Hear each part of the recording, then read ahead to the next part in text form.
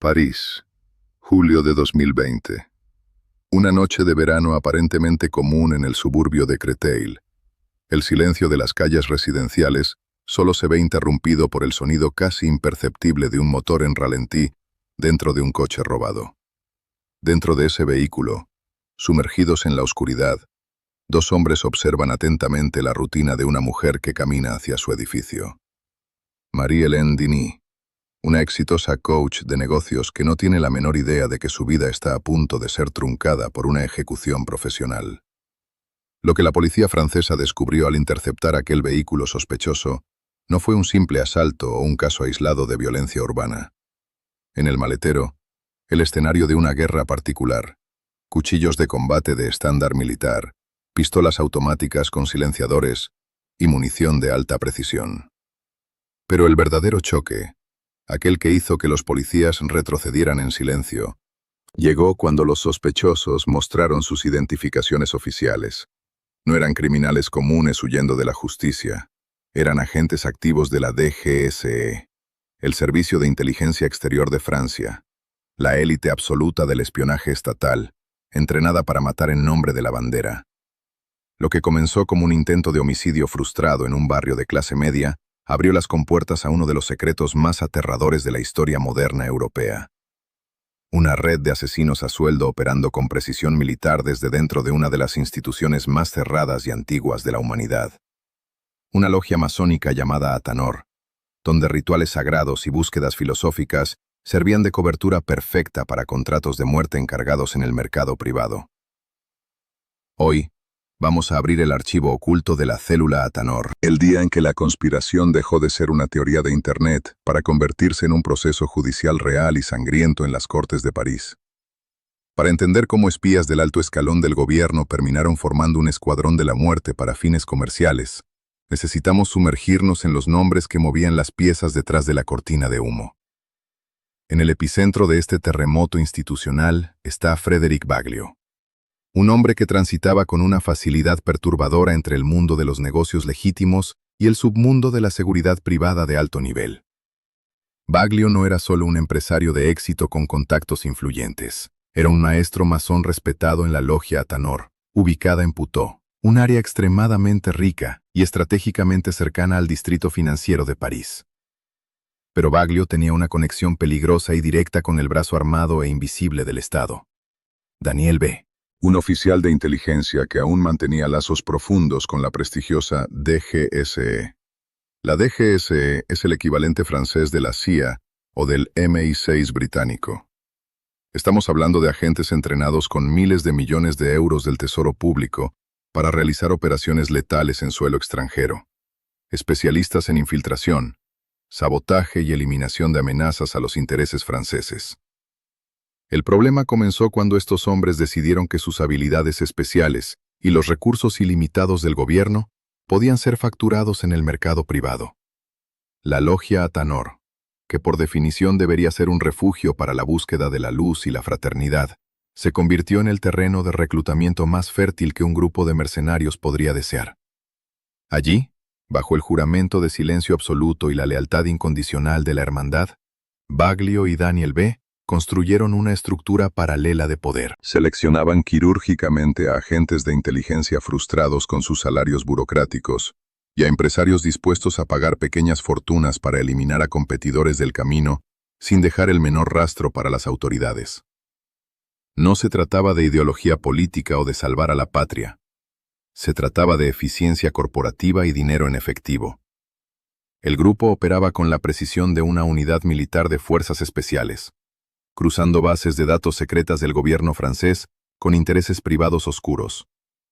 La investigación policial que siguió, y que quedó grabada en los anales del crimen como el caso Atanor, reveló pruebas documentales que parecen extraídas de una novela de espionaje de John le Carré. Cuando los investigadores finalmente recibieron la autorización para levantar el secreto de las comunicaciones y confiscar los dispositivos encriptados del grupo, no encontraron solo una banda desorganizada. Encontraron dosieres completos sobre civiles comunes, registros detallados de rutinas monitoreadas minuto a minuto, e informes de vigilancia profesional que seguían rigurosamente el estándar de redacción de la inteligencia francesa. La evidencia más contundente y bizarra llegó de las confesiones de Sébastien L., el compañero de Daniel B., en aquella noche fatídica en la que intentaron interceptar a Marie-Hélène Denis. Admitió en su declaración oficial que creía fervientemente estar cumpliendo una misión oficial de Estado. Fue manipulado por sus superiores en la célula para creer que aquella mujer era una espía extranjera altamente peligrosa o una amenaza inminente para la seguridad nacional de Francia. Esta es la prueba definitiva del lavado de cerebro y de la manipulación psicológica que ocurría dentro de la logia. Los líderes de la célula usaban la retórica patriótica para convencer a agentes jóvenes de cometer asesinatos brutales. Pero la investigación fue mucho más allá de un intento de homicidio. Los detectives descubrieron transferencias bancarias sospechosas en cuentas fantasma y una conexión directa con el trágico destino de Logan Pasquali. Pasquali era un piloto de carreras profesional que desapareció misteriosamente de la faz de la Tierra en 2018. Sus restos mortales solo serían encontrados años después, en un estado deplorable, enterrados de forma superficial en un bosque remoto. La forense policial logró conectar a la célula Atanor con la desaparición y muerte del piloto. ¿El motivo?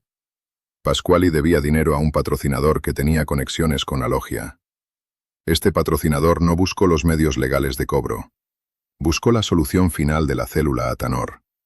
El veredicto de muerte se dio durante una reunión secreta dentro del templo masónico.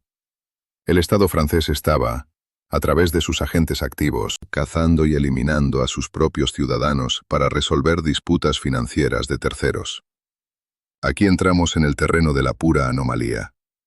El detalle sombrío que desafía la lógica de los investigadores y analistas de seguridad internacional hasta el día de hoy. ¿Cómo una célula de matadores profesionales, operando en el corazón de París, logró realizar vigilancias, secuestros y ejecuciones por tanto tiempo sin activar ninguna alarma interna dentro de la propia DGSE?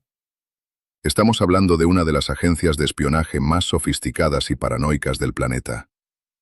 Los agentes involucrados utilizaban armas que pertenecían al arsenal oficial del ejército, armas que deberían tener un control de rastreo riguroso milímetro a milímetro.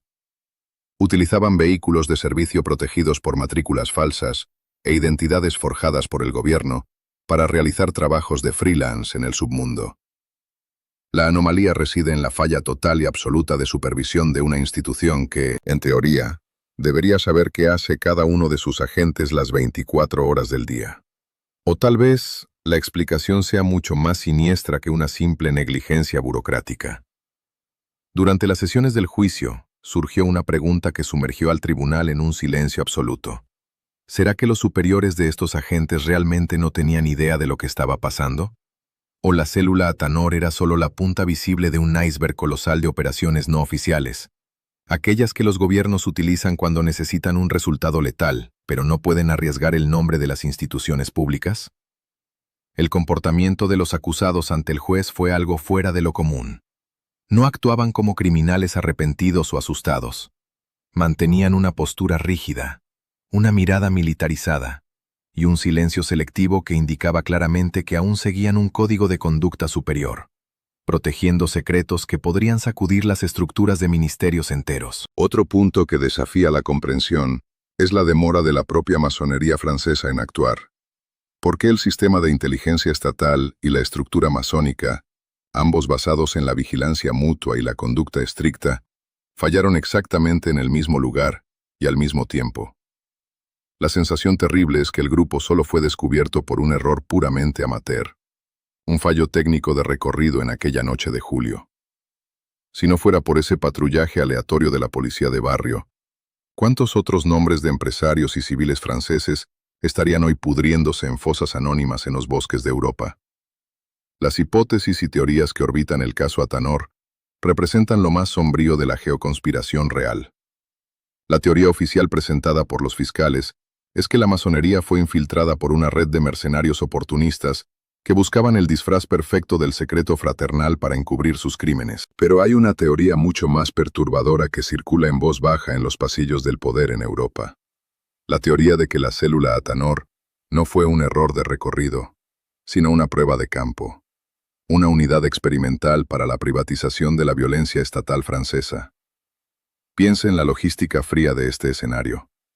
Si el gobierno desea eliminar una amenaza interna o a un opositor, pero no puede asumir el coste político de un asesinato oficial, utiliza una red privada que opera bajo el manto de una sociedad discreta. Si la red es expuesta y los agentes capturados, el gobierno simplemente descarta las piezas en el tablero, afirmando que eran solo manzanas podridas, actuando por cuenta propia y motivadas exclusivamente por la codicia personal. Es la aplicación perfecta y cruel de la negación plausible. Plausible deniability. Durante los meses exhaustivos de juicio, los abogados de la defensa intentaron construir la imagen de sus clientes como patriotas dedicados que fueron engañados por órdenes superiores falsas. Pero los fiscales destruyeron esa narrativa con la frialdad de los extractos bancarios internacionales. Los pagos por cada contrato de muerte variaban entre 15 y 50.000 euros, valores que para un agente de inteligencia común representan años de sueldo acumulado. Esto no se trata de amor a la patria o protección de la República. Se trata de la transformación del entrenamiento de élite del Estado en un producto de estantería para el mercado del crimen. El enfrentamiento final en el tribunal reveló una red de influencias que se extendía por sindicatos de élite, grandes empresas de seguridad corporativa e incluso políticos locales que necesitaban favores oscuros que la ley jamás permitiría. El caso Atanor no fue solo un episodio aislado de True Crime. Fue la revelación brutal de que existe una infraestructura de sombras lista para ser activada por quien conoce las señales correctas. Un apretón de manos específico, una palabra clave susurrada en el templo, y una transferencia de fondos que nunca dejará rastro en el sistema financiero tradicional. El choque entre la imagen de Francia como la cuna de la democracia y los derechos humanos, y la realidad de sus espías cazando civiles en coches robados, es una herida que cambió para siempre la forma en que el público percibe a las sociedades secretas y al brazo armado del gobierno. El juicio de la célula Atanor finalmente llegó a su desenlace con sentencias que enviaron a los principales protagonistas a prisión por largos años. Pero las preguntas que el caso dejó atrás continúan sin respuesta, y son mucho más pesadas que cualquier pena de reclusión. Frederick Baglio, Daniel B. y los otros agentes ahora habitan celdas frías, lejos de los rituales y de las operaciones de campo. Pero la infraestructura sistémica que permitió que existieran sigue ahí fuera, intacta. ¿Fue la logia Atanor solo un accidente de recorrido en una red mucho mayor? ¿O es el patrón de cómo el poder realmente se ejerce cuando las luces se apagan y las cámaras se desconectan? Vimos ante nuestros ojos lo que sucede cuando agentes de élite, entrenados con el dinero de los contribuyentes para proteger la integridad de la nación, usan ese exacto entrenamiento para cazar a ciudadanos comunes por lucro personal. La masonería francesa intentó a toda costa distanciarse de esta pesadilla institucional, expulsando a los involucrados con notas oficiales y cerrando permanentemente las puertas de esa logia específica. Pero la mancha de sangre en el mandil masónico permanece visible para quien quiera mirar. La realidad pura y dura es que el caso Atanor prueba una tesis peligrosa, que las sociedades secretas y las agencias de espionaje comparten exactamente el mismo código genético, el código del secreto absoluto, de la compartimentación de información y de la lealtad ciega por encima de la ley de los hombres. Y en cualquier lugar donde exista secreto absoluto y poder sin fiscalización externa, la corrupción del alma y la banalización de la violencia son solo cuestión de tiempo y de oportunidad. Ahora, quiero que se detenga por un momento y piense con cuidado. ¿Realmente cree que estos agentes actuaron solo por cuenta propia, movidos por una codicia aislada y fortuita, o fueron sacrificados como peones para proteger un tablero mucho mayor y más alto que el gobierno francés necesitó mantener oculto a toda costa? ¿Será que existen otras células como la Atanor operando en este preciso momento en capitales como Londres, Washington, Brasilia o Tokio, tal vez incluso más cerca de su rutina de lo que imagina? El caso de Marie-Hélène Denis fue el único que salió mal por un golpe de suerte de la policía común. Pero ¿cuántos otros contratos fueron ejecutados con éxito total bajo el silencio de los bosques franceses? Deje su teoría en los comentarios. Necesitamos discutir lo que realmente sucede en las sombras del poder. La verdad no está en los discursos oficiales de las autoridades. Está escondida en los detalles que intentan borrar de la historia oficial a toda costa. Hasta la próxima investigación, donde la próxima verdad revelada puede ser aún más peligrosa que la primera.